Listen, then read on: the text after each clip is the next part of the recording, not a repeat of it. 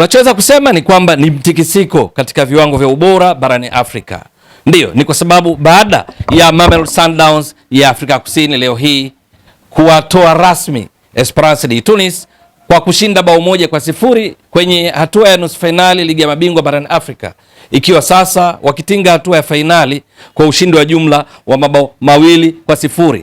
Maana yake ni kwamba wale waliokuwa wakiongoza kwa viwango vya ubora barani Afrika, Al Ahly ya Misri, kwa misimu kadhaa sasa wameporomoshwa rasmi. Lakini sio hilo tu, wekundu wa Msimbazi Simba ambao kwa misimu kadhaa wamekuwa wakipeperusha vyema bendera ya Tanzania katika michuano ya klabu ya CAF, kiasi ya kwamba wamekuwa katika orodha ya klabu bora 10 barani Afrika. Leo hii wako hatarini pia kuporomoshwa kutoka katika nafasi ya kuwa miongoni mwa 10 bora na badala yake kuwa nje ya 10 bora, jambo ambalo ndio kiashiria cha mtikisiko wa viwango vya ubora kwa klabu barani Afrika. Ndiyo, iko hivi. Mamelodi Sundowns leo hii bao lilofungwa na Brian Leon, mchezaji wa kimataifa wa Colombia, likawahakikishia ushindi mwingine wa bao 1-0 kama ilivyokuwa katika mechi iliyopita iliyofanyika kule nchini Tunisia, ambapo Mkolombia huyo alifunga bao pekee katika ushindi wa bao 1-0. Matokeo yake wamekwenda fainali wakiwa na ushindi wa jumla wa mabao 2-0. Lakini Al Ahly ya Misri, ambayo kama nilivyotoka kueleza awali kwa misimu kadhaa imekuwa ndio klabu namba 1 kwa ubora barani Afrika, msimu huu ilitolewa katika hatua ya robo fainali, tunakumbuka vizuri. Matokeo yake sasa Mamelodi Sundowns ndiyo imepanda na kuwa namba 1 kwa viwango vya ubora, huku FAR Rabat ambayo katika mechi ya kwanza ya nusu finali ligi ya mabingwa barani Afrika msimu huu waliifunga RS Berkane mabao 2-0. Endapo watatunza ushindi wao huo katika mechi ya marudiano itakayochezwa saa 4 usiku leo hii, manake FAR Rabat watakwenda fainali, na wakifanya hivyo kwa kuwatoa Morocco wenzao RS Berkane, athari za kwenye viwango vya ubora ni kwamba wekundu wa Msimbazi Simba ambao hivi sasa wako katika nafasi ya 10 wataporomoka na kuwa katika nafasi ya 11 kuungana na watani zao jadi Yanga ambao hivi sasa wako nafasi ya 12. Kwa lugha nyingine, ni habari mbaya kwa viwango vya ubora kwa klabu za Tanzania, kwa sababu Simba waliokuwa wakilishi pekee katika top 10 mpaka kufikia leo hii kwa kuwa katika nafasi ya 10 miongoni mwa klabu 10 bora barani Afrika, endapo FAR Rabat watatunza ushindi wao mabao 2-0 waliopata katika mechi ya kwanza nyumbani kwao, sasa leo hii wakicheza ugenini wakitunza ushindi huo, manake wao watapanda na kuivuka Simba, kwa sababu hivi sasa FAR Rabat wako nafasi ya 11. Wakishinda maana yake kwenye viwango vya ubora wataongeza pointi 5 nyingine na hivyo kupanda mpaka katika nafasi ya 8. Orodha kamili ipo hivi kiasi ya kwamba inafanya kuwe na mtikisiko kwenye viwango vya ubora barani Afrika, kwa sababu Al Ahly wamekuwa wakizoeleka kwamba siku zote wao ni namba 1. Wekundu wa Msimbazi Simba kwa kufanya vizuri katika misimu kadhaa hivi karibuni, wao mara zote hivi karibuni wamekuwa miongoni mwa klabu 10 bora, na hata kufikia leo hii kabla ya mechi hiyo ya FAR Rabat dhidi ya RS Berkane wako katika nafasi ya 10. Ikitokea RS Berkane wakapindua meza kibabe katika saa chache zilizobaki, maana yake ni kwamba Simba wataendelea kubaki katika nafasi ya 10 walau kusubiria katika mechi za mwisho. Iko hivi katika orodha kamili.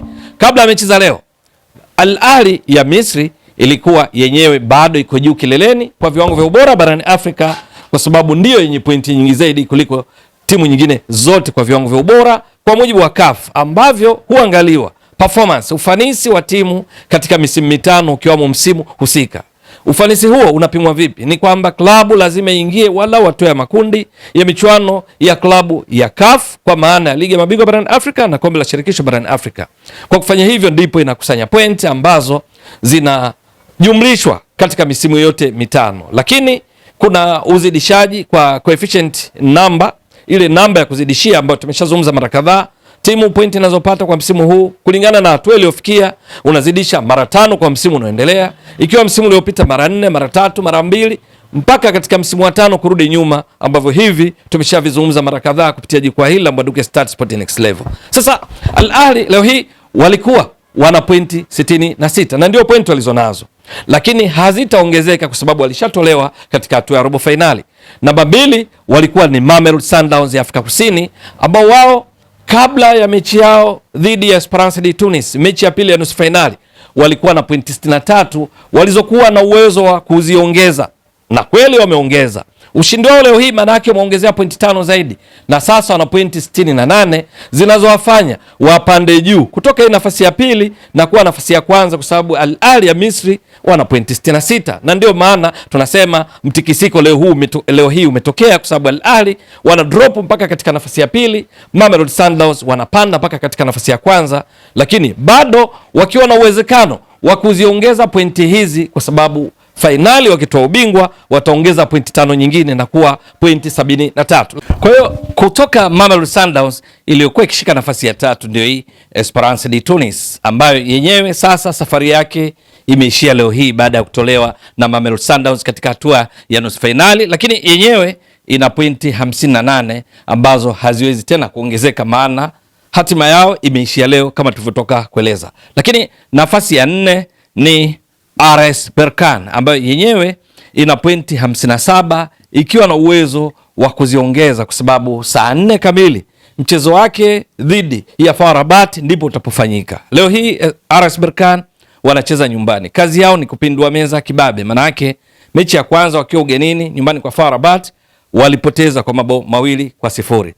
Wakishinda watakwenda fainali. Kinyume chake safari yao itaishia hapa wakiwa na pointi 57. Inaoshika nafasi ya 5 ni Zamalek ya Misri, ambayo yenyewe Zamalek ipo katika kombe la shirikisho barani Afrika CAF hivi sasa ingali na pointi 49. Lakini nafasi ya 6 inatwaliwa na Pyramids, ambayo safari yake katika ligi ya mabingwa barani Afrika iliishia hatua ya robo fainali. Pointi ilizo nazo 48, haina uwezo wa kuziongeza. Nafasi ya 7 inashikiliwa na USM Alger akiwa na alama 42 inazoweza kuziongeza, lakini nafasi ya 8 inashikiliwa na Al Hilal Omdurman. Hii safari yake imeshaishia katika hatua ya robo fainali. Pointi zake ni 39, haiwezi tena kuziongeza.